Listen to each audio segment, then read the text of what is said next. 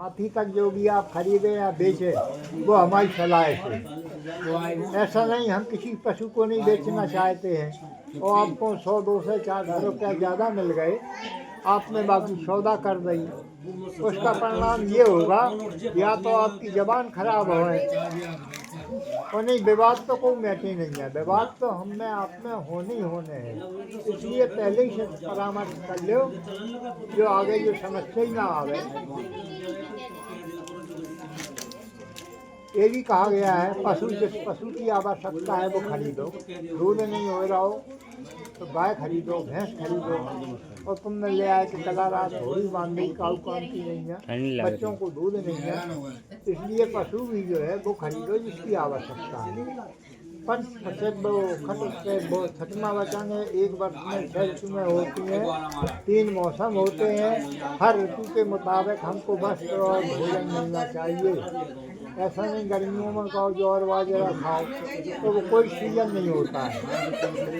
या वस्त्र भी गर्मियों में हम मोटे पहने फिर रहे हैं, सर्दियों में पतले पहने फिर रहे हैं, या ऐसे बनवाया जाए कि चलो नहीं निकाल कर दिए, जैसा मौसम है उसी के मुताबिक हमको वस्त्र और भोजन बनना चाहिए। और ये भी कहा है कि 6 ऋतुएं होती हैं, कभी अच्छा भोजन बन जाता है, कभी बुरा भी बन जाता है। अच्छा बन जाए आप भले ही प्रशंसा न करें, कोई बात नहीं। बुरा बन गया, आपने थाली फेंक दी, अभद्रता का व्यवहार करने लगे, ये नहीं होना चाहिए। आप शांति से भोजन करें, इसके बाद में बताएं इसमें ये कमी है, हम उसमें सुधार करेंगे। सत्य सखी वक्ता भवे।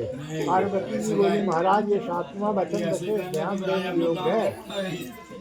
ये हम कई 7 सखियों में बैठे हैं, वहाँ हर प्रकार की पर चर्चाएँ होती हैं। कोई गलत शब्द हवाएं मुँह से निकल गए, आप वहाँ से निकल रहे, आपके कान तक वो आवाज़ पहुँच गई, तो आप ये नहीं कि वहाँ पर हमारा अपमान करने लगे। घर आकर के आप कुछ भी कह सकते हैं, कुछ भी कर सकते हैं, लेकिन 7 सखियों में हमारा अपमान नहीं होना चाहिए। और ये भी कहा है कि हम कहीं बुलुआ में गए, निमंत्रण में गए, सबकी स्त्रियाँ अच्छे अच्छे गहने पहने हैं, अच्छे अच्छे कपड़े पहने हैं, तो हमारे वस्त्रन में सुधर के सामने नहीं लगा है, तो हमें वहाँ बैठने में खुद शर्म महसूस हो रही है और उन्हें घृणा हो रही है कि ये कहाँ से कहाँ हमारे ढंगा आए के बैठ गई।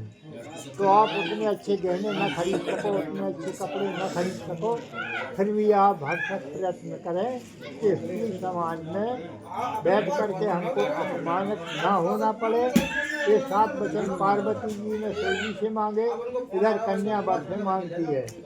ऐसा अंगूठा लगाओगे क्या जमीन में, हाथ को अंगूठा लगाओ ऐसी जमीन में, हाँ कहो स्वस्ति स्वस्ति स्वस्ति, यानी स्वीकार है, ये प्रवाचा है। गिरवर जी आपने 7 वचन दे दिए, अब एक से बैठ जाओ एकदम सतर्क मुद्रा में।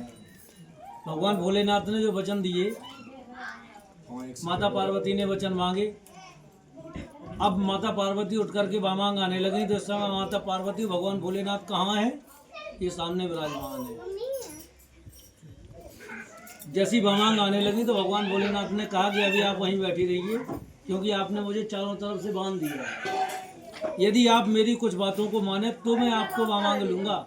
तो माता पार्वती ने कहा कि प्रभु हम आपको क्या दे सकते हैं, क्योंकि आप तो मेरे परमेश्वर हैं, कहा जाता है पति ही परमेश्वर है, इसलिए हम तो स्वयं इच्छा करते हैं कि आप हमें दें। तो भगवान भोलेनाथ कहते हैं कि जिससे सलाह होती है लेन देन उसी से चलता है।